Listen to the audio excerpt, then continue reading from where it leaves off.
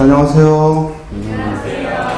예, 오늘은 지난 토요일날 갔던 2018년도 지방공무원 시험 교육청 문제를 지방적 문제하고는 또 달리 교육청에서 주관하는 교육청 문제를 보겠습니다. 보면은 1번부터 즉 우리가 7번까지는 대체로 단답형의 그런 문항이고 8번부터 나머지까지는 독해 문제인데 상당히 독해의 비중이 크죠. 그리고 지문의 길이도 길고 그래서 일반 지방직 시험에 비해서는 조금 더 낯설다라는 생각일 텐데 막상 독해 문제를 풀면은 지방직보다 쉬웠어요. 그래서 전체적인 난이도는 오히려 지방직보다 조금 약하다 싶어요. 자, 같이 한번 봅니다. 1번 봅니다. 표준어가 아닌 거 이건 좀 쉽죠. 먼저 답은 2번이죠. 애달다가 아니라 표준어 뭐야? 애달프다. 그래서 1번 담그다, 담갔다 맞고 3번 가여우는 기본형이 어디서 온 거야?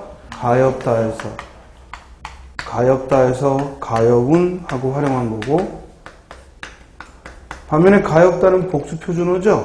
또 어떻게 써도 돼요?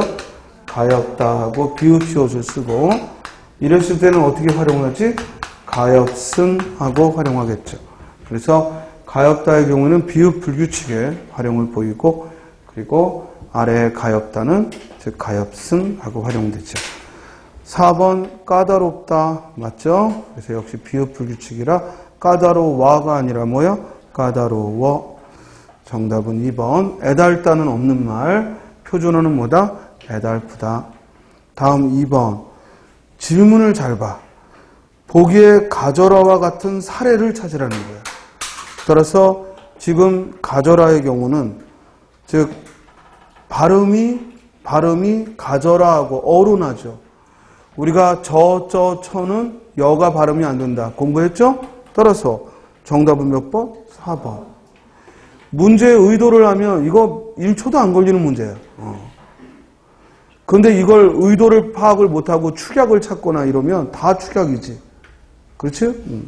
그래서 왜냐면 이겨라는 이기어라에 줄어서 이겨라 축약이고 다녀라 다니어라 줄어서 다녀라 축약이고 비벼라 비비어라 비벼라 축약이고 고쳐라 고치어라 고쳐라 축약이야. 답이 안 나오지. 따라서 질문의 의도를 파악해야 돼. 처는 단모음 어로 나니까 정답은 4번. 3번 청유형 어미를 물었어. 청유형 어미는 어떻게 끝나는 거야? 뭐뭐 하자에서 상대방으로 하여금 같이 행동하게끔 요구하는 거야. 명령형은 다르지. 명령형은 청자가 행동하기를 바라는 거고 청령은 함께 행동하기를 바라는 거야. 따라서 1번 이따가 가세 하면은 즉 이따가 함께 가자는 의미. 그러므로 청유형음이 맞지. 이게 하계체를 써서 그렇지 우리가 아는 해라체로 쓰면 이따가 가자 청령어미죠. 정답은 1번. 이 문제는 청령어미가 무슨 뜻인지 모르니까 틀리는 거예요. 자, 2번은 자리에 앉아라 뭐야? 명령형 어미고 자네 이것 좀 먹게 명령형 어미야. 그리고 55척 예쁘구려 뭐야? 감탄형 어미지. 4번 기억에 해당하는 거 자동사, 타동사의 기능을 모두 가지고 있는 동사 즉 타동사란 목적어를 취하는 거야. 따라서 눈물이 그치다, 눈물을 그치다처럼 목적어를 함께 취할 수 있으면 자동사, 타동사가 모두 가능해. 따라서 이와 을을 넣어서 말이 되는지 해보면 돼요. 1번 침을 뱉다는 되지만 침이 뱉다 안 되죠. 2번 물건이 쌓이다. 그렇지만 물건을 쌓이다 안 되죠. 물건을 쌓다는데도 물건이 쌓이다고 물건을 쌓다. 3번 무엇이 움직이다 무엇을 움직이다. 다 되네요. 정답 몇 번? 3번. 읽다. 책을 읽다는 되지만 책이 읽다 안 되죠. 문제 어렵지 않습니다. 다음 5번 문제. 이번에는 의문현상을 물었어. 어간 가에 어미 아 서가 결합하면 가서가 돼. 이를 우리는 뭐라 하지? 탈락. 그것도 도문 탈락이지? 자, 아래에서 탈락을 찾는 거야. 2번, 어간 가다에 어미 뭐가 왔어? 고. 2번, 가다에 어미 뭐가 왔어? 니. 3번, 가다에 뭐가 왔어? 아, 도가. 도라는 어미는 없어. 도라는 어미는 없고, 아, 도, 도. 따라서, 가, 아, 도가 가도. 정답은 몇 번? 3번. 4번은 가다에 어미 뭐가 온 거야? 명이. 따라서 우리말에 보조사 도는 있어도 어미 도는 없다. 어미 도가 아니라 어미 아도 어도죠. 정답은 3번. 자, 6번. 고쳐 쓰기 위한 방안을 쓸 때 선택지부터 보라고 했어요. 1번. 기억은 바로 뒤의 말과 어울리지 않으므로 사용으로 라고 수정하라. 사용이 뒤의 말과 어울리지 않는다는 얘기는 서술어와 호응하지 않는다는 건데 이 문장의 서술어, 즉 사회 문제가 되고 있다는 거야. 사회 문제가 되고 있어. 뭐가? 악영향이. 그리고 관형절로 유발되는 무엇이 유발돼? 스마트폰 사용이 유발되는 게 아니라 그로 인해서 유발되니까 스마트폰 사용으로 유발되다 맞죠? 그 다음 2번 니은은 맞춤법에 어긋나니까 횟수다. 이건 본문 안 봐도 되지? 맞는 말이고 우리가 둘 다 한자어인데 시옷받침 쓰는 예외로 횟수 맞죠? 3번 그런데라는 말은 그러나로 수정하래. 그럼 본문 봐. 눈 깜빡인 횟수가 줄어들어 안구가 건조해진다. 이거 지금 스마트폰 사용의 악영향이야. 그러면 그러나로 바꾸면 뒤에는 뭐가 나와야 돼? 긍정적인 점이 나와야 되는데 스마트폰 화면에서 나오는 짧은 파장의 청색빛은 숙면을 방해하기 때문에 무기력증에 시달릴 수밖에 없다. 즉 부정적인 측면의 이유를 설명하고 있으므로 그러나는 어울리지 않죠. 정답 몇 번? 3번. 리을은 띄어쓰기가 잘못됐으니까 수밖에 붙여라. 몇 번을 연습한 거야? 수밖에 붙였어야지. 이때 밖에는 조사라. 조사고 바로 뒤에 부정 표현이 나오지 뭐뭐밖에 없다. 뭐뭐밖에 아니다. 그러므로 4번 올바른 표현. 자, 7번 봐. 이 토의의 평가 의견에서 고려하지 않은 것은 이라고 했어.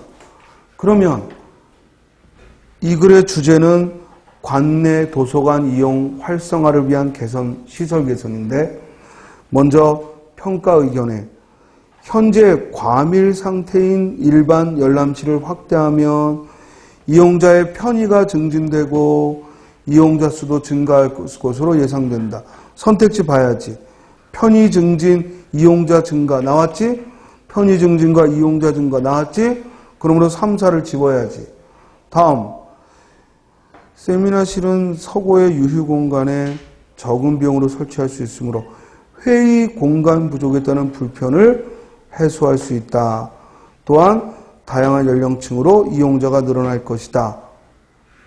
역시 아래 선택지에서는 안 써 있고. 그런데 첫 번째, 그러나 이를 위해서는 건물 개조까지 필요한데 관련 예산이 부족가 됐으니까 경비에 대한 얘기는 나와 있네. 1번 나와 있으니까. 정답 몇 번? 2번. 특히 이 문제의 경우도 평가 의견의 앞부분으로 다 해결이 되네요. 그죠? 굳이 뒷부분까지 안 가도 앞부분으로 해결이 되고 이런 건 우리가 수업 시간에 뭘 배워서 가서 쓰는 게 아니잖아. 그냥 그 자리에서. 특히 이런 건 수능형 문제죠. 충분히 그 자리에서 질문의 의도를 파악하고 접근하시면 돼. 그러니까 제가 볼 때 국어 시험이든 우리 공무원 시험은 100분 안에 이 100문제를 집중하는 능력이 요구되는 거야. 너무 많이 알고 있는 게 필요한 게 아니라 바로 그 질문의 취지를 정확히 이해하는 거. 이게 필요하다라는 거. 그래서 평소에도 자꾸만 10분 지나서 뭐 핸드폰 뒤적거리고 뭐 또 한 20분 지나서 화장실 갔다 오고 그런 습관은 위험해. 우리 시험은 100분간은 무슨 일이 있어도 꼼짝 않고 집중하는 체력이 필요해. 그리고 그것은 마음으로 되는 게 아니야. 몸이 알아채야 돼. 그러니까 여러분들이 평소에도 가급적 혼자 자습하거나 이럴 때는 도서실이나 자습실 이용할 때 절대로 100분 안에 움직이지 않도록. 그리고 공부하다가 자꾸 스마트폰 들썩이는 거, 이건 피해야 될 공부. 됐어요? 그래서 시험 시간에 그 100분만 제대로 집중하면 여러분들 원하는 점수 공부한 만큼 나올 거예요. 자, 다음 문제 볼까요? 8번을 봤더니 이 글에 대한 이해로 가장 적절한 것은 했어요. 일치, 불일치 문제인데, 즉 본문을 보면 이 정도 되는 길이는요, 굳이 앞뒤를 따질 필요 없어요. 충분히 1분 안에 해결이 돼. 먼저 문단의 앞에서 무엇을 화제로 했는지 잡아야지. 뭘 화제로 했어? 배심 제도를 화제로 했어.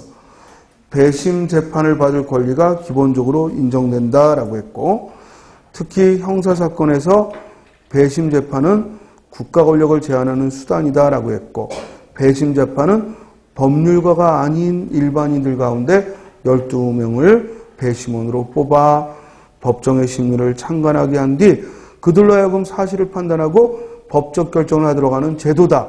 즉 배심원 제도의 정의가 나왔지. 그러면 여기까지 읽고 선택지를 먼저 보는 거야. 이 내용과 혹시 어긋나는 게 있는지, 그렇죠? 올바른 것이 있는지. 먼저 1번 평결에 이르는 과정은 공개한다. 아직 안 나왔고, 2번 변호사는 배심원으로 선정되지 않는다. 써있지.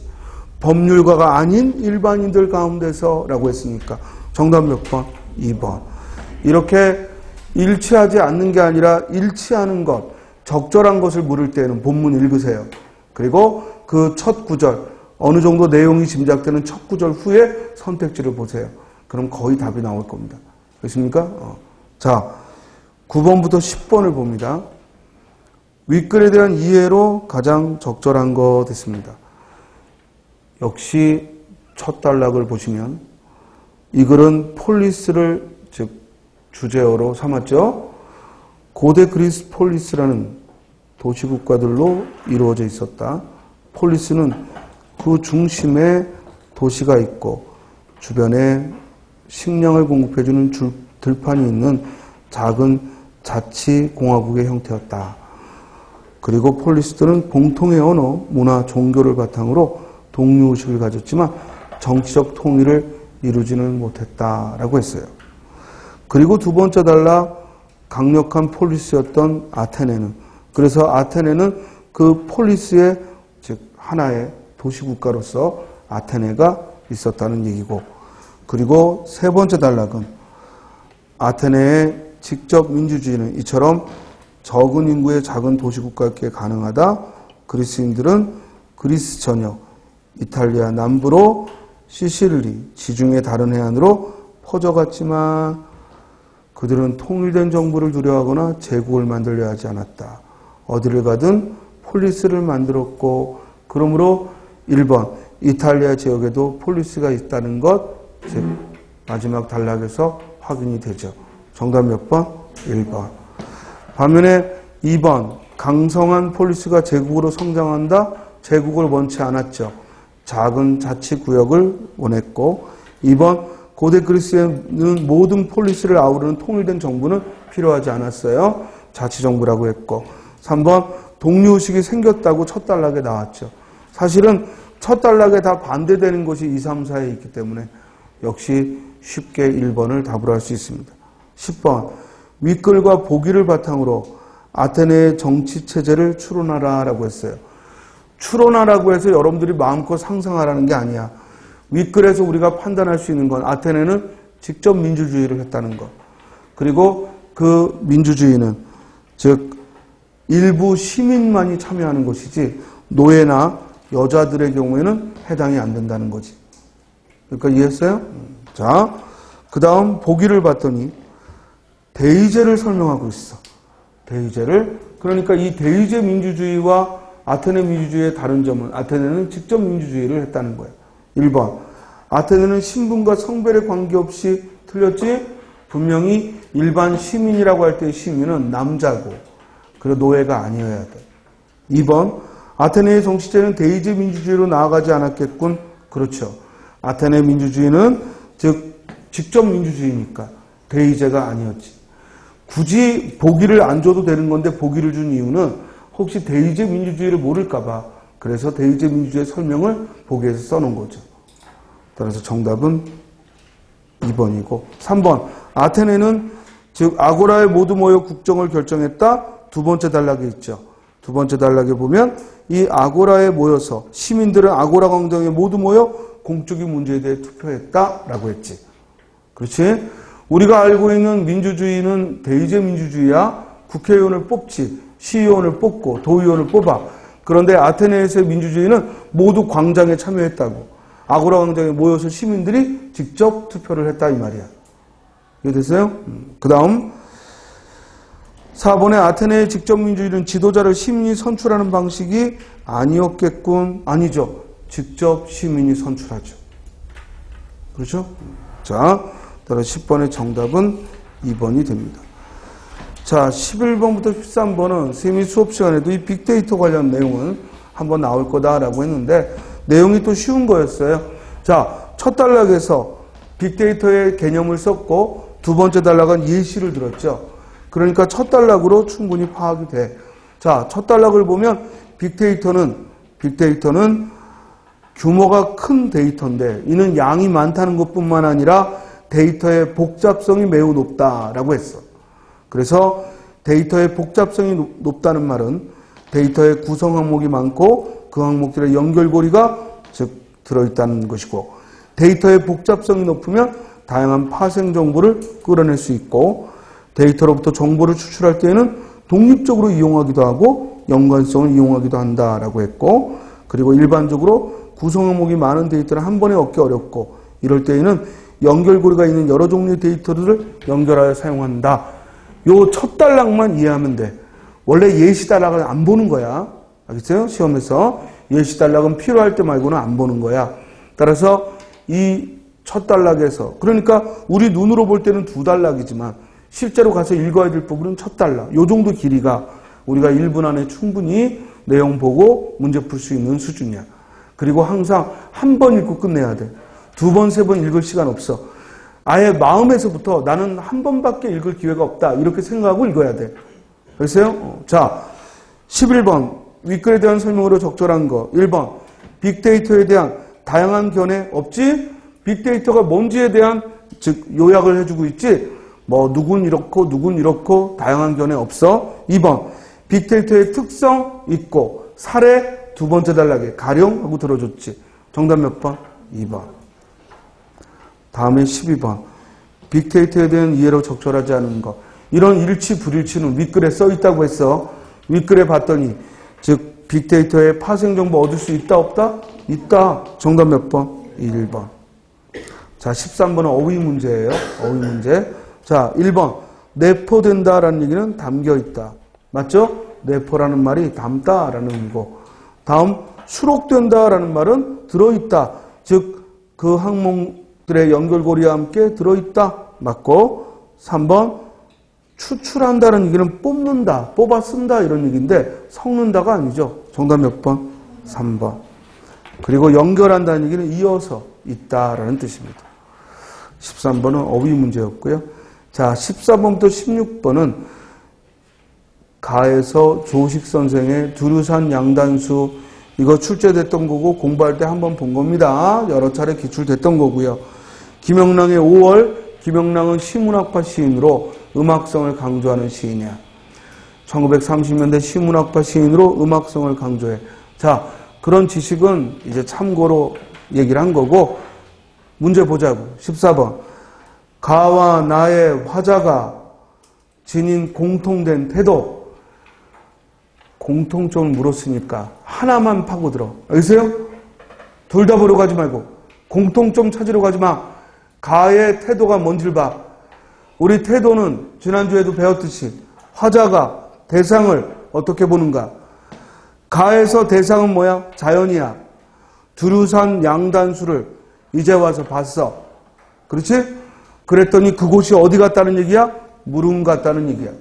무릉은 어떤 곳이야? 동양의 낙원, 파라다이스, 유토피아. 그렇죠? 따라서 바라보고 있는 대상, 자연에 대한 뭘? 아름다움을 얘기했지. 어차피 공통점이니까 하나에 들어있으면 그게 답이야. 이해돼요? 정답 몇 번? 1번. 결핍감 없고 기대감 없고 회의적인 거 없지. 여러분들 중에는 이 용어들이 좀 어려울 수 있어. 그럴 때에는 기출문제 공부하면서 반드시 그 용어들 사전에서 찾아. 알겠어요? 회의적이 무슨 말인지 모르면 넘어가지 말고. 회의적이라는 건 무슨 말이야? 의심한다는 거야. 의심을 품는다는 뜻이야. 따라서 인간의 삶에 대해 의심스러운 시선을 보내느냐라는 거야. 그런 거 없지? 따라서 이런 회의적, 결핍감 이런 뜻 모르겠으면 그냥 사주면 돼. 됐어요? 자, 15번. 좀 지나친 문제. 우리를 초딩으로 하는. 됐어요? 근데 이것도 왜 틀리는 줄 알아? 함축적 의미라고 하니까 마치 이 물음 안에, 이 물음은 낙원인데 뭔가 더 깊이 있는 뜻이 있지 않는가. 이렇게 스스로 함정을 파. 선생님이 단언합니다. 함축적, 궁극적, 최종적 이런 것들은 전부 트릭. 알겠어요? 속임수야. 그런 거 상관없어. 알겠어요? 무조건 시의 의미는 뭐야? 함축적 의미야. 이 말은 쓰나 마나한 거야. 그냥 무슨 질문이야? 네 기억의 뜻이 뭐냐 이거야. 이해됐어요? 정답은 2번. 16번. A부터 D에 대한 감상. 즉 김영랑의 5호를 주고 시에 대한 감상을 물었어. 오늘 우리 오전에 시에 대한 감상 공부했으니까 한번 해보자고. 1번. 마을과 들이 자아나는 색감을 그려내고 있다. 색채가 들어있냐 이거야. 볼까요? 들길은 마을에 들자 붉어지고 마을 골목은 들로 내려서 푸르러졌다. 나왔네. 이게 무슨 의미인지는 추리하지 마. 그죠? 색감이 있는지만 봐. 아세요? 그것만 물어봤잖아. 물어본 거 이외의 걸 떠올리려고 하지 마. 자, 2번. 비는 바람과 햇빛과 보리가 더불어 빚어내는 장면을 형상화했다. 그러니까 비 구절을 읽었을 때 바람과 햇빛과 보리가 어울려 있느냐라는 거예요. 봅시다. 바람은 넘실 천이랑만이라. 이랑이랑 햇빛이 갈라지고 보리도 허리통이 부끄럽게 드러났다. 바람과 또 햇빛이, 그래서 보리에 살랑살랑 바람이 불고 햇빛이 비치니까 허리통이 부끄럽게 드러났다고 의노했지. 결국 바람, 햇빛 그리고 보리를 형상화했지. 눈에 구체적으로 그려 보였죠. 그렇죠? 선생님, 보리가 허리통이 부끄럽게 드러났다. 이거 뭔가 자아의 내면적 부끄러움을 드러내는 거 아닙니까? 닥쳐 임마. 그런 거 하지 말라고. 아세요? 그런 거 하지 말라고. 그냥 써 있는 것만 봐. 뭘 그렇게 철학적이고 어려운 말을 자꾸만 해. 그런 의도 하지 마. 그냥 뭐만 떠올리면 되냐면, 바람이 살랑살랑 불고. 날이 좀, 지금 딱 이때지. 살랑살랑 불고. 보리는 뭐야? 잘 익어가지고 넘실넘실 거리고. 햇살은 또 뭐야? 밝게 비치고. 그럼 된 거지. 자, 3번. 꾀꼬리들이 이리저리 함께 날아가는 이는 동작이 써 있느냐 이거야. 시에 꾀꼬리는 여태 혼자 날아볼 줄 모르나니 암컷이라 쫓길 뿐 수컷이라 쫓길 뿐 황금 빛난 길이 어지러울 뿐. 그러니까 꾀꼬리들이 노란색인데 이것들이 황금빛으로 즉 날아다니는데 혼자는 안 날아다니고 암컷이 도망다니고 수컷이 쫓아다니고. 우리 동네 가다 보면 개새끼도 그러지? 알겠어요? 개들도 개를 비하한 거 아니야? 개들도 개 좋아해요? 개가 날 싫어하지. 그래서 개들도 암놈 수컷 뛰어다니고. 따라서 이리저리 함께 날아다닌다. 맞죠? 혼자 날아다니는 거 아니죠? 그 다음 뒤에서는 얇은 단장하고 아양 가득 차있는 산봉우리야. 오늘 밤 너 어디로 가버리려? 자, 지금 시가 5월이야. 이 시는 처음부터까지 5월의 자연의 아름다움을 얘기했어. 그러면 산봉우리를 의인화해서 너 밤에 어디로 가느냐라는 건 무슨 뜻이야? 해가 지면 안 보이니까. 그죠? 그 얘기야. 해가 지면 이제 안 보일 텐데 지금은 산이 푸릇푸릇 아양 떨고 있단 말이야. 예쁘단 말이야. 이해돼요? 산봉우리가 얇은 단장하고 아양 가득 차 있다 이 말이야. 그러니까 푸른 옷만 딱 걸치고 아양 떠는 그런 사람으로 산봉우리를 비유했어. 그런데 밤에는 어디 갔냐 이 말이야. 이건 무슨 말이야? 해가 지고 이제 안 보이는 걸 드러낸 거지. 사철 내내 변함없는 산봉우리의 의영한 풍경. 네가 무슨 사대부냐? 알겠어요? 말도 안 되는 얘기를 써놨지. 정답 몇 번? 4번. 그래서 그럼 질문. 5월의 주제는 뭘까? 김영랑의 5월의 주제는? 5월의 아름다운 풍경 쓴 거야. 그걸 느끼면 되는 거야. 여기서 산봉우리는 자아의 내면적인 모습으로서 낮에 이거 페르소나가 지워지고 본질적인 자아가 등장하는 무의식을 반영하고 있다. 개소리예요. 이런 거 써놓은 애들 많습니다. 정말 화가 납니다. 이거는 학생들 망치는 거지. 아세요? 그런 책은 아예 우리 시를 멀어지게 하는 거예요. 여러분들이 시를 혼자라면 관심 있게 읽을 거도 이상하게 수험서에 써있는 건 안 읽혀. 왜냐면 내가 읽고 느끼는 얘기가 아닌 이상한 말들을 써놓으니까. 그 나쁜 사람들입니다. 그래서 원래 배운 게 없는 놈이 어려운 말 쓰려고 하는 거예요. 그래서? 그래서 이 시에 대한 해설도, 영화에 대한 해설도 제대로 아는 놈은 알아듣기 쉬운 말로 표현하는데 꼭 공부한 지 얼마 안 된 놈, 이런 놈들은 어려운 말을 써서 읽는 사람을 하여금 질려버리게 만들어요.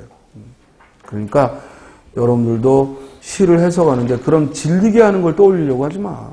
그냥 느끼고 이건 5월의 아름다움을 쓴 거야. 딴 거 아무것도 없는 거예요.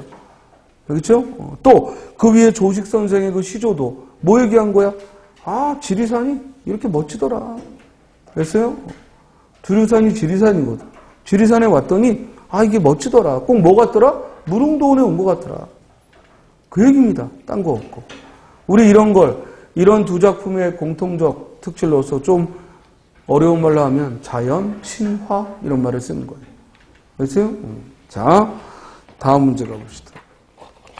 17번부터 18번은 최만식의 소설인의 미스터 방이야. 자, 이 미스터 방의 줄거리를 안다면 더 수월한데 그래서 이미 가급적이면 수험서에 있는 소설들의 줄거리 알아두면 좋다고 한 거야. 이 미스터 방은요, 우리 근현대사의 기회주의적 인물이에요. 기회주의적 인물. 그래서 일제강점기에는 일본에 붙었다가 또 그 후에는 또 미군에 붙었다가 우리 껍빗단이라는 소설 알지? 그것과 유사한 거예요.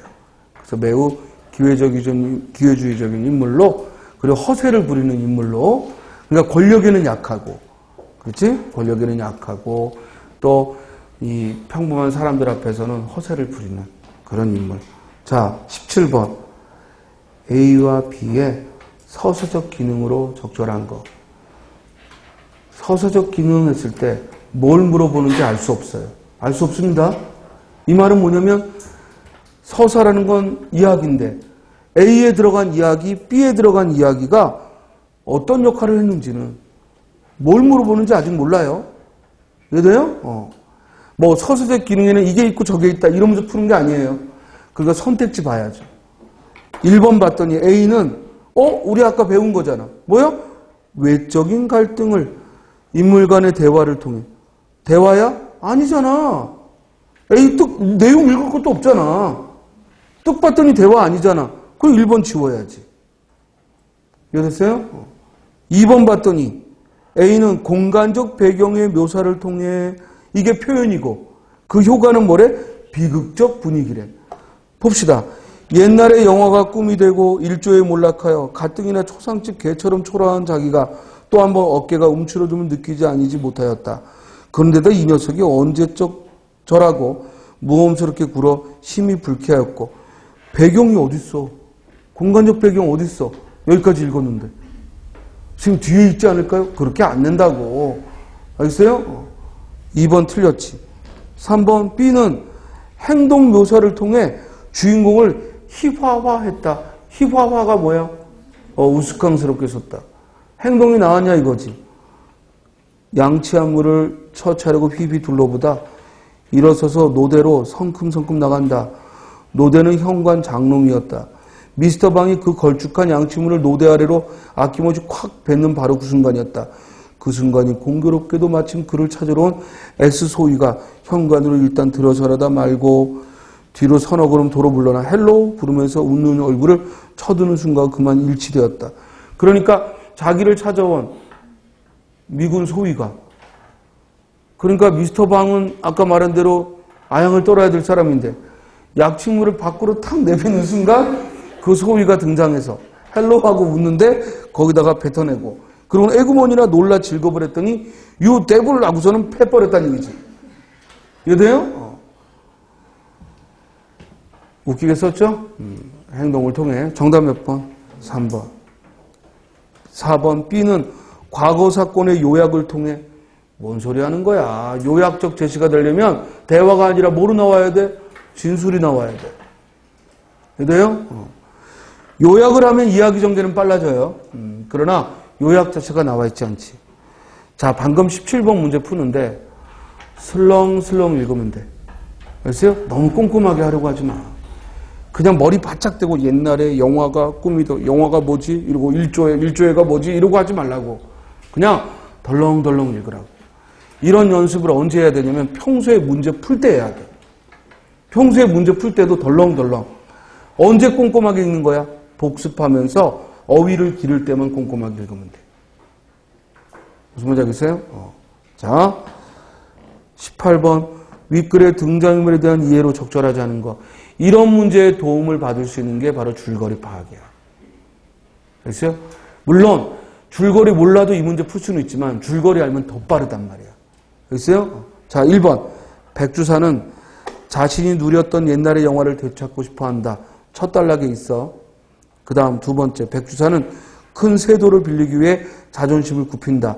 두 번째 단락에 있어. 대부분 순서대로 나와요. 그 다음 세 번째 미스터 방은 백주사의 분풀을 약속하며 자기를 과시한다. 다음 단락에 대화에서 있어. 그리고 4번 미스터 방은 기관총 들맨 MP를 조롱의 대상으로 여긴다. 아니지. 즉 오히려 두려워하고 보고, 그리고 이 100명이고 1000명이고 내가 한 번만 떨어진다 하면 기관총 들맨 MP가 100명이고 1000명이고 내려가서 쑥대밭을 맞는다 이랬으니까 자기 세력을 과시하기 위해 기관총을 들어맨 헌병들, MP들은 헌병이야. 헌병들을 조롱의 대상으로 여긴 게 아니라 자기의 과시의 대상으로 들썩인 거지. 이거 어디에 나왔어? 아까 A 밑에. 자, 18번 문제 같은 이런 인물에 대한 이해로 적절한 거. 이미 소설의 줄거리를 알면 좀 더 수월하겠지만 그러지 않아도 본문을 보고 알 수 있는데 문제는 대체적으로 저 뒤까지 안 간다는 얘기야. 이해돼요? 지금 18번처럼 일치불일치 이 문제도 어디에서 끝났어 지금? 첫 단락, 두 번째 단락, 세 번째 단락 정도 가면 즉 어디냐면 요 왼쪽에 서너 줄, 즉 A에서 그 밑에 대화 조금 더 들어가면 내용 파악이 되고 등장인물 성격도 제시가 된다고. 그러니까 겁먹지 말고 항상 모든 독해는 앞에서 끝장낼 수 있도록. 여기 있어요? 굳이 뒤에까지 가야 한다 생각하지 말고 앞부분에서 정확히 인물을 설정하고 그리고 어떤 장면인지를 보자 이거야. 지금 미스터 방은 엄청 허세 부리는 놈이죠. 그죠? 그래서 또 자기가 얼마나 세력이 큰지. 그러니까 백주사라는 사람이 또 미스터 방을 그렇게 부추겼고. 자, 다음 페이지로 갑니다. 박지원의 광문자전은 고전 한문 소설이야. 박지원의 한문 고전 소설인데 현대어로 옮겨놨죠. 원래는 한문이 원작이야. 박지원은 전부 한문으로만 썼어요. 그래서 한문 고전 소설, 단편 소설입니다. 광문자라는 인물을 통해서 즉 사대부의 허위를 고발해요. 무슨 말이냐면 광문자라는 사람 자체가 사대부가 아닌데도 사람들은 이 광문이하고 놀린단 말이야. 그럼에도 이 광문자가 오히려 즉 도덕적이고 인격적이고, 반면에 사대부들은 도덕과 허위를 입에 내걸고 있지만 결국에는 이 광문의 발걸음도 못 미치는 인물들이죠. 그래서 박지원의 소설 중 양반전은 양반을 직접 즉 비판의 대상으로 삼고 그리고 허생전 이런 경우도 양반이 직접 비판의 대상인 경우가 많은데 이 광문자전은 양반이 아니라 오히려 양반이 아닌 신분의 광문이라는 인물이 더 즉 도덕적이고 유교적이라는 걸 보여주는 그런 풍자 소설이야. 박지원의 소설은 다 풍자 소설입니다. 그러면 19번. 자, 그 배경을 모른다 해도 19번 봐.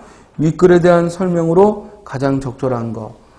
빨리 1번에 일화가 제시되는지, 2번 사건의 흐름, 그리고 4번 특정한 사건, 4번 인물 간의 대화를 직접 제시라고 했어요. 그러면 이에 대한 답을 얻을 수 있는 실마리는 앞부분에서 끝낸다. 봅시다. 광문은 외모가 극히 추악하고 말솜씨도 남을 감동시키지 못할 만하여 입은 커서 두 주먹이 들락날락하고 만석희를 잘하고 칠과물을 잘 쳤다. 우리나라 아이들이 서로 욕을 할 때면 내 형은 달문이다 라고 놀려대는데 달문은 광문의 또 다른 이름이었다. 여기까지. 광문이라는 인물에 대한 소개죠. 그러니까 광문은 광대 같은 놈이야. 양반이 아니야. 애들에게 놀림의 대상을 당하고 춤을 잘 추는 인물이야. 다음. 광문이 길을 가다가 싸움을 만나면 그도 역시 옷을 훌벗고 싸움판에 뛰어들어. 다음 단락에 갔더니 광문은 나이 40이 넘어서도 머리를 닦고 다녔다. 남들이 장가를 가라고 하면 아유 잘생긴 얼굴은 누구나 좋아하지만 사내만 그런 게 아니라 여자라도 역시 마찬가지인데 그런데 나는 못생겼어. 아예 용모를 꾸밀 생각을 않는다. 또 집을 가지라고 권하며 뭐하고 있는 거야? 여러 에피소드를 들어주면서 광문이라는 인물을 소개하고 있지. 정답 몇 번? 1번. 더 안 읽어야죠. 더 읽으면 안 되지. 그 뒤에 가면 이제 기생이 명기라는 판단이 들려면 그래도 광문이 가서 아유 참 저 기생 최고인데 이래야 평가받았다는 얘기야. 그러니까 나머지 사대부들이 아무리 그 기생에게 아양을 떨어도 꿈쩍도 않다가 광문이 와서 아유 참 저 기생 춤 잘 추는데 이러면 그때서야 기생이 춤을 추고 원래 남자든 여자든 자기를 알아봐주는 사람 진심으로 진정성 있게 알아봐주는 사람에게 자기 자신의 재능을 보이는 거거든. 그래서 우리 그런 말 있잖아. 칭찬은 고래도 춤추게 한다. 그게 딴 얘기가 아니야. 대신 거짓말로 하면 안 돼. 짐승도요. 거짓말로 귀여운 척, 예쁜 척 하는 거 알아챕니다. 알겠어요? 그래서 우리 집 개가 나에게 안 오는 것도 즉 진심으로 내가 이렇게 이러지 않고 그냥 이놈이 어떻게 반응하나 하고 이렇게 하면은 얘도 꿈쩍은 안 해요. 그런데 이 동물병원 같은 데 맡겨놨다가 내가 찾으러 가면서 혼자서 낑낑대고 있었을 거 생각하니까 마음이 안쓰러워서 아이고 혼자 고생했네 이러고 쳐다보면 막 안겨요. 그 지도 아는 거지. 그래도 집에 오면 이때 이제는 뭐야? 또 이제 개털. 이게 안심했다 이거지. 짐승도 말 못하는 짐승도 그러는데 사람이 그걸 모르겠어요. 그래서 나는 이 세상에서 제일 어리석은 사람이 다른 사람을 속일 수 있다고 생각하는 사람이에요. 그것처럼 어리석은 거 없어. 말하지 않아도. 알겠어요? 표정이나 태도로 이 사람이 날 무시하는지 진심으로 대하는지 이거 압니다. 그러니까 우리가 사람을 대하는 가장 정직한 방법은 내 마음대로 하는 겁니다. 기분 나쁘면 나쁘다고 하고 알겠어요? 좋으면 좋다고 하고 그러면 되는 거지. 뭐 나의 이해관계나 뭐를 고려해서 내가 싫은 놈이지만 아양을 떨어야지. 천만에요. 아양 때는 거 금방 느낍니다. 이 사람이. 됐습니까? 그러나 역시 우리 사장님이 최고야. 우리 국장님이 역시 정말 진정한 공무원이야. 진심으로 생각해서 그 말을 하면 압니다. 근데 뒤에 가서는 화장실에 저 새끼 저거 저기 구청장 알아가지고 저거 뒤로 들어와가지고 뭘 잘났다고 저러냐고 이러고 앞에 가서는 훌륭하십니다. 금방 느껴요. 그래서 스님은 그래요. 사람 대하는데 가장 정직한 방법은 내 마음대로 하는 겁니다. 그래서 싫은 사람은 안 보는 거고, 그리고 내가 정말 좋아하는 사람은 좋다고 말해주고, 또 빼어난 능력이 있으면 칭찬해주고, 그렇죠? 아유 뭐 스타일이 좋으면 아유 멋있습니다 말해주는 거고, 그죠? 영 아니면 다음부터 입지 말라고 하고, 알겠어요? 그러니까 솔직하게 말하면 상대도 절대 기분 나쁘지 않고, 그리고 가급적이면 이제 마음대로 말하되 좋은 말을 하는 게 좋겠죠. 그리고 굳이 싫은 말만 골라서 하지 말고 좋은 말로 하는 것이 가장 적절한 것 같아요. 그래서 이 소설, 즉 광문의 일화들을 소개하면서 성격을 드러내고 있지. 자, 20번을 보면 윗글에 제시된 상황에 대한 이해로 적절한 거. 근데 가만히 봤더니 한자 성어 문제죠. 그렇죠? 올해 지금 국가직, 지방직, 그리고 교육청까지 한자 성어가 거의 안 나오고, 나와도 굉장히 약하게 이렇게 나와요. 그러니까 괜히 한자 잘 약하다고 한자 막 공들여서 했던 친구들은 헛수고하는 거고, 여러분들은 뭐 어차피 안 했잖아요. 그죠? 그러니까 즉 편하게 하던 대로 대신 최소한의 한자 성어는 공부하고. 자, 봅시다. 아이들이 싸울 때 상대방을 광문에 빗대어 욕하는 건 광문을 낭중지추로 보기 때문이다. 아니지. 아이들이 광문을 놀려먹는 거지. 낭중지추는 무슨 뜻이야? 빼어난 사람? 낭중지추가 빼어난 사람이라는 뜻이에요? 그건 군계일학이고, 여러 명 중에 빼어난 건 군계일학이고, 낭중지추는 무슨 뜻이냐고. 재능은 숨길 수 없다는 거야. 재능은 언젠가는 드러난다. 즉 주머니 속의 송곳처럼 재능은 언젠가는 드러난다. 그러니까 남들이 알아봐 주지 않는다고 투덜댈 게 아니라 내가 그만한 재능이 있는지를 보자는 거지. 2번, 길거리에서 싸우던 사람들이 광문의 개입으로 싸움을 멈추는 건 그들이 광문의 교원 영석에 넘어갔기 때문이다. 아니죠. 진심을 다해야 하는 것에 넘어간 거고, 교원 영색은 오히려 그 반대로 뭐야? 교묘한 가식적인 태도지. 교묘하고 꾸민 얼굴과 태도니까 가식적인 모습이지. 3번, 집을 가지라는 주변 사람들의 말에 광문은 뭐라고 했냐면, 아유 부모 형제도 처자도 없는데 짐을 가지고 무엇하리? 더구나 나는 아침이면 소리 높여 노래를 부르며 저자에 들어갔다가 저물면 부귀한 집 문간에 자는 게 보통인데, 아유 서울 안에 집 호수가 자그마치 8만 호다. 내가 날마다 자리를 바꾼다도 내 평생에 다 못 잘 거다. 그러니까 내가 지금 처지에 만족하지 굳이 또 나 역시 집을 가질 필요는 없다, 이런 얘기죠. 따라서 안분지족의 삶을 추구한다. 맞죠? 자신의 분수를 알고 만족해 하는 것입니다. 그러므로 정답은 3번이죠. 그런데 4번, 기생이 광문에 호응하여 칼춤을 추는 걸 보고 즐겁게 놀았던 손님들이 광문과 벗을 맺는 건 요건 위에 글에 나와 있는 사실인데 이 장면이 구밀복곰이다. 이상하지? 구밀복곰은 뭐야? 겉다르고 속다르다는 건데, 오히려 거기 온 선비들은 광문의 기이한 행태에 감복해서 벗이 되어 돌아갔다는 얘기니까 구밀복곰과는 상관이 없죠. 자, 좀 빨리 검토를 해봤는데요. 정리하면 이 교육청 문제와 지방직 문제는 차이점은 딱 하나야. 교육청은 지문 하나에 수능처럼 한두 개가 붙는 거. 지방직은 한 지문에 하나만 붙는 거. 그리고 문법 문제에 있어서는 거의 유사하고, 대신 어문 규정이 매우 적게 나왔어요. 이번 시험은 로마자 배려 다 없죠?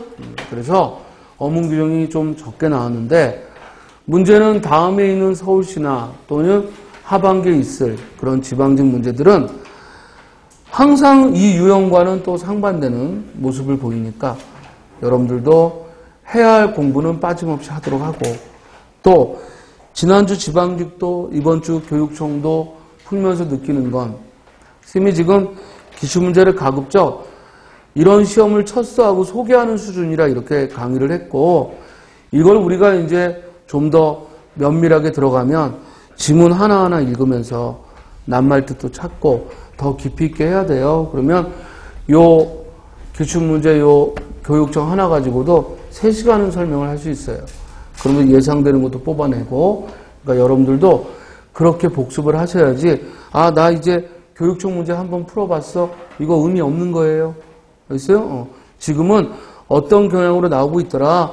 그리고 이런 문제를 풀 때는 어떻게 해야 되더라. 이것만 점검했다는 거 잊지 말고. 지금 이 수업 내용만 보고, 아, 기출문제는 저 정도만 훑어보면 되는 거라고 착각하면 안 돼. 이건 지금 공부할 내용의 한 20% 한 거야. 20%. 알겠어요? 한 80%를 여기서 더 뽑아내야 돼. 무슨 말인지 알겠죠? 그리고 여기 문법 문제들이 공부한 내용에서 만약에 많이 벗어나면 학원 바꿔야 돼. 이해돼? 무슨 과목이나. 무슨 말인지 알겠어요? 시험 문제 봤는데 우리 선생님이 강조하고 그리고 설명했던 내용이 없어. 이 지식으로 풀어야 되는 문제인데 선생님이 설명한 게 없어. 그러면 그 학원은 바꿔야죠. 그런데 내가 맞든 틀리든 적어도 선생님이 설명하고 수업 시간에 얘기한 게 그대로 나와. 그리고 그대로 적용이 돼. 그러면 뭐야? 그 다음부터는 뒤도 보러보지 말고. 알겠어요? 믿고 공부하면 돼. 이해됐나요? 선생님이 짧은 시간이지만 기출문제를 풀어주는 이유는 서로의 신뢰를 위해서요. 됐습니까?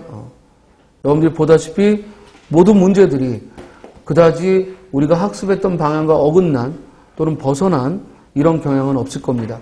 아직 여러분들이 익숙하지 않은 문제들은 있을 수 있어도 적어도 수업 시간에 강조하고 또는 이제 내가 배웠던 문법 지식이 그대로 적용이 되는지 이런 점들이 맞다면 여러분들도 신뢰하고 열심히 공부하시고, 그리고 뭐든 학습은 신뢰가 돼야 성적이 올라요.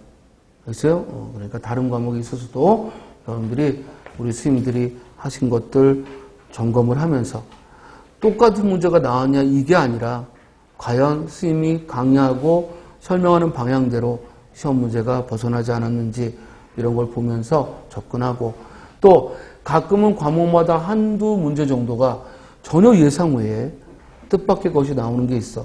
그런 정도는 사실 넘어가야 돼. 왜? 모든 수험생들이 함께 부딪는 문제니까. 우리만 안 배웠는데 다른 애들은 배웠다? 그런 건 있을 수가 없어. 아마 다른 과목도 마찬가지일 겁니다. 그러니까 여러분들도 항상 스님들 수업 내용에 신뢰하시고, 그리고 선생님을 위해서가 아니라 여러분들 본인 자신을 위해서. 그래야 학습 효과가 빨라지고 수업하러 올 때도 즐겁게 올 수 있고, 그리고 배우고 나서도 아, 오늘은 이러이러한 부분들을 복습하라고 했으니까 복습해야지, 이렇게 접근하면 돼요. 자, 오늘은 우리 교육청 문제 한번 검토해 봤으니까요. 돌아가서 시간도 또 오늘 넉넉하니까 옆에 국어사전만 있으면 돼요. 알겠어요? 딴 거 필요 없고 국어사전 딱 놔두고 정말 한 단어 한 단어, 이 아까 독해 자료도 그냥 우리는 답을 찾는 수준으로만 검토했고, 그게 아니라 꼼꼼하게 읽으면서 맞춤법도 보고 띄어쓰기도 보고, 그리고 특히 어휘를 길러줘. 어휘, 사용된 어휘들을 살펴보시고, 그리고 여기 나온 소설 미스터 반과 그리고 광문자전은 인터넷 검색해서 줄거리를 반드시 파악해두고, 알겠어요? 줄거리를 파악해두고, 시는 김영랑의 5월에 관한 즉 해설을 찾았다 하더라도 그 해설대로 끌려가지 말고 그런 해설을 읽으면서 아하, 이 부분이 이렇구나, 이 부분이 이래서 이런 말을 썼구나, 이런 의도로 읽을 거면 시 해설을 찾아보는 것도 되지만 안 그러면 안 봐도 돼. 알겠어요? 굳이 그런 거 찾아서 쓸데없이 이 시를 더 세밀하게 분석하는 건 우리 시험과는 아무런 관련이 없으니까 그런 거 하지 말고, 대신 시의 설명에 사용되는 용어가 아직 익숙하지 않은 친구들은 가급적이면 우리 기본서에도 시 해설 많이 들어있잖아. 그 들어있는 걸 가지고 그 해설대로 하라는 게 아니라 그 해설에 말하는 걸 내가 확인을 하는 작업을 이렇게 한두 편씩 하루에 시가 약한 친구들은 해나가면 돼요. 그런데 내가 시에 대해서 아는 건 없는데 이상하게 시험 문제 나오면 다 맞춰. 그런 친구 있어.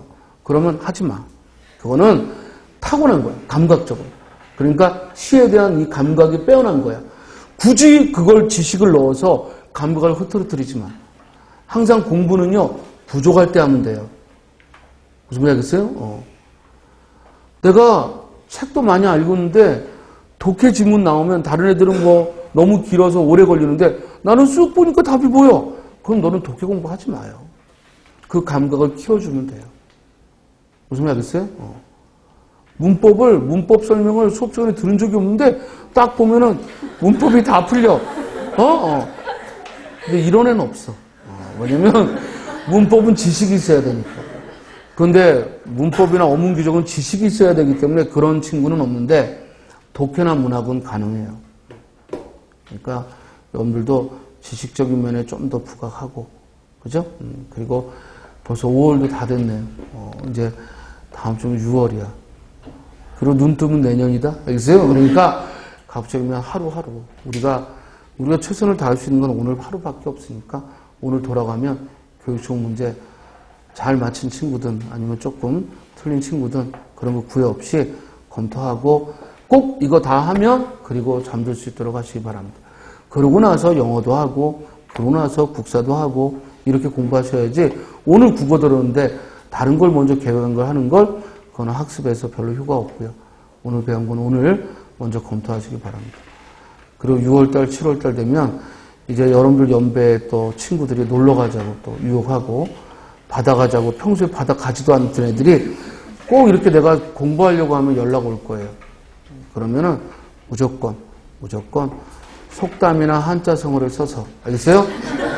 답장을 하나하나 정성들여서 해서 다시는 연락 오지 않도록 아니면 영어를 쓰면 더 좋고 영어로 문장을 쓰거나 그러면 친구들이 자연스럽게 관심이 멀어지고 여러분들 공무원 합격하고 월급 받고 이러면 연락 다 돼요. 알겠어요? 오히려 좋은 친구라면 공부하는데 조금 보고 싶어도 덜 참겠지. 그지? 그러니까 여러분들도 조금 더 6월, 7월 잘 견딜 수 있도록 그렇게 계획하고 하시기 바랍니다. 오늘 1시간이나 초과해서 미안합니다. 오늘 여기까지 하지. 수고하셨습니다.